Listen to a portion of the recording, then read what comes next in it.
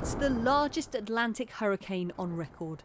Taking shape in the Caribbean before travelling up the US East Coast, Hurricane Sandy expanded at one point to 1,800 kilometres wide. And New York and New Jersey's coastlines bore the brunt with widespread flooding and fatalities. Today, the town of Seaside Heights, New Jersey, is preparing for the upcoming summer season. But back in 2012, the seafront was inundated and the roller coaster blown into the sea.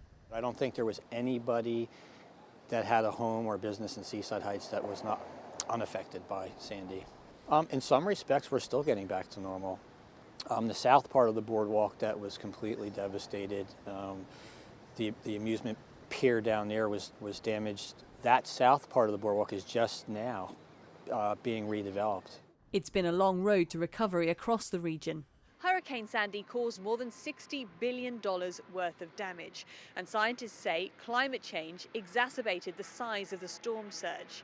Over the last 10 years, work's been underway almost continuously to repair the destruction and to protect the region from future storms. A $1.45 billion flood prevention project is currently underway to protect the Lower East Side of Manhattan, which was flooded by Hurricane Sandy. And work is taking place to reinforce storm surge barriers along 10 kilometres of the Rockaway Peninsula in Queens. The $336 million plan is expected to be completed in 2024. The region got a grim reminder of its vulnerabilities last year when Hurricane Ida triggered flash flooding. More than 40 people were killed in northeast states, while many homes and businesses were damaged. Experts say a much wider approach to flood prevention is needed. That car started floating! What we've seen in, many cities so far is that cities are willing to make really big investments in areas where there's a potential for real estate payoff. But we're not necessarily seeing the kind of broad scale systemic investments that would be necessary to protect the entire city. And so I think that remains a really huge challenge in most places. Seaside Heights now has a new sand dune built along the shoreline to protect it from future storms. It was designed and engineered by the Army Corps of Engineers.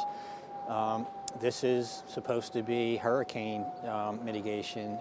It's been tested in some really bad nor'easters, but this is our protection moving forward. And while it's brought a sense of reassurance to people here, Christopher says its true effectiveness won't be known until the region is hit by the next big hurricane. Sarah Walton, CGTN, Seaside Heights, New Jersey.